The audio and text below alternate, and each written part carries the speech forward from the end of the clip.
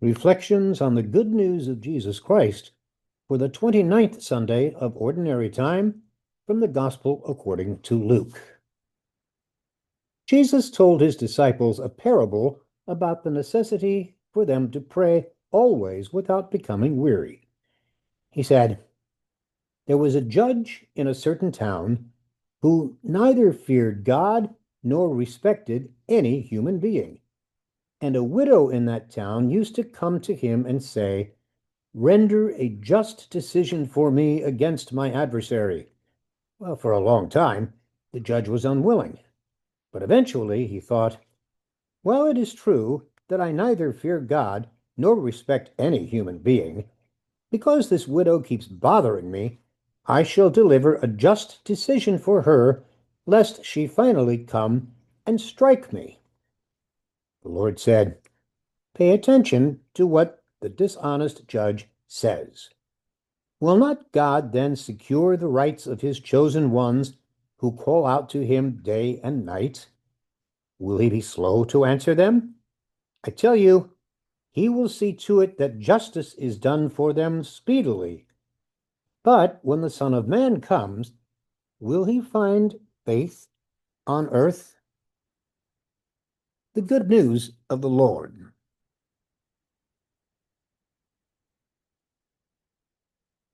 He's very good at what he does.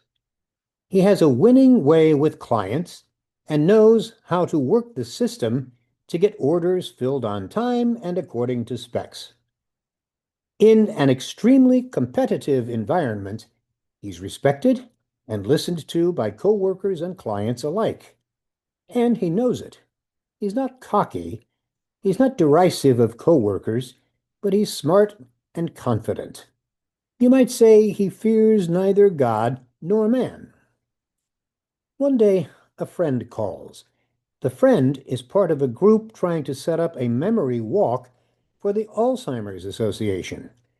The friend's mother died recently from the disease, and he knows what his friend and his family went through.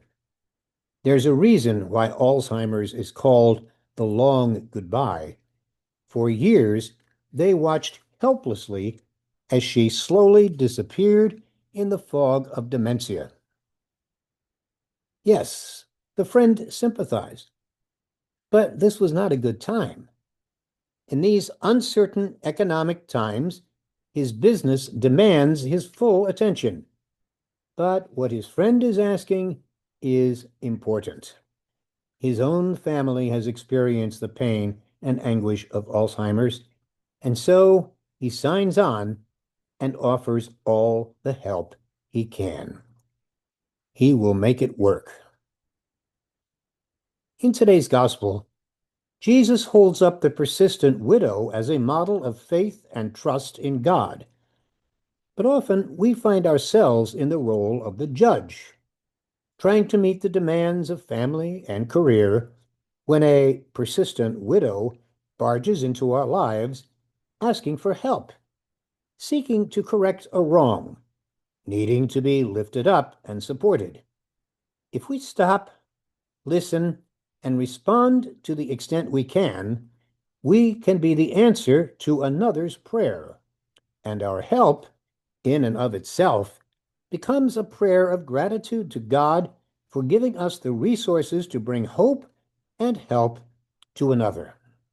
A prayer of petition to God, that God will be as responsive to us when we find ourselves in the place of the widow, in need of mercy and justice.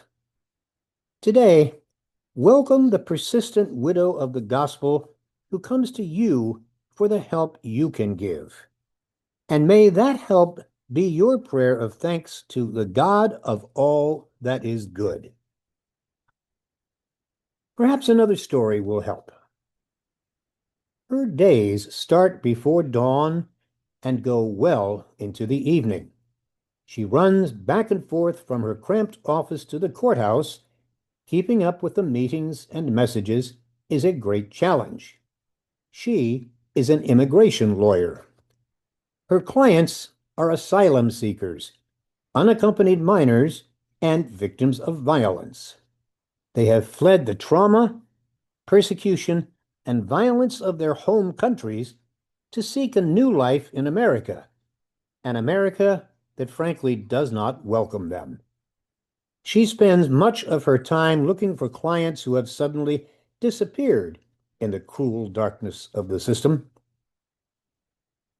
She's one of hundreds of attorneys across the country who work tirelessly to see that these migrants and their families understand their rights under immigration law and to advocate on their behalf. Her job is as much therapist as lawyer, trying to soothe their fears and provide good, accurate counsel, even when it's not good news. She takes on a legal system that has become increasingly hostile to her clients. Many seasoned lawyers have left the profession, citing emotional exhaustion. She has her moments when she too wants to walk away, but she refuses to give in. She sees her role as more than just filling out forms and attending court hearings. She's a defender of the rights guaranteed to all under our Constitution and a light of hope for those seeking a better life in these United States. That's the oath she took when she was admitted to the bar, an oath she continues to take very seriously. This attorney and attorneys like her are another example of what it means to be the persistent widow of today's gospel. They are driven by justice and mercy. They fight on for just decisions for the poor, the powerless, the defenseless. All of us have witnessed such perseverance in parents who continue to support their sons and daughters despite the messes that they have made of their lives, in couples who will not quit on each other but work together to mend their marriages, in those quiet, committed souls who do their jobs conscientiously, not because of the money or demanding supervisors, but because they know that their work matters. Jesus honors such perseverance in the conviction that we are called by him to be the means for realizing the justice and peace of God in this time and this place of ours. When we hear this parable, we usually think of it in terms of God is the judge and we are the widow. This means we should persevere in pestering God until we are given what we want. But what happens, asks Sister Melanie Swoboda, if we turn that around and say that we are the judge and God is the widow? In some ways, this interpretation makes more sense. We, like the judge, are sometimes unjust. Sometimes we too have no fear of God. That is, we do not allow God to scare us into being good. Similarly, like the judge, we persist in refusing to listen to the cries of the poor all around us. But God is the persistent widow who will not go away. God keeps badgering us, refusing to accept as final our no to love. God will persist until we render a just judgment. That is, until we let the goodness that is in us out, until we learn to love. In Genesis, we are told we are made in the image and likeness of God. That means we are made in the image and likeness of love, because that's who God is. As the great Jewish theologian Rabbi Abraham Joshua Heschel wrote, to pray is to bring God back into the world, to expand God's presence. Prayer does not seek to move God's heart for what we want.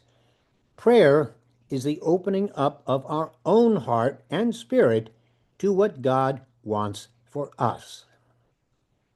Perhaps our prayer could be, Dear God, persevering one, make us more like you.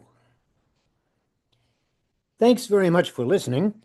If you like, feel free to share this with others. And if you would like to receive one of these every week on the Sunday Gospel, you can do that by subscribing at www.justanother.disciple.com. Once again, www.justanother.disciple.com. Thanks again for listening.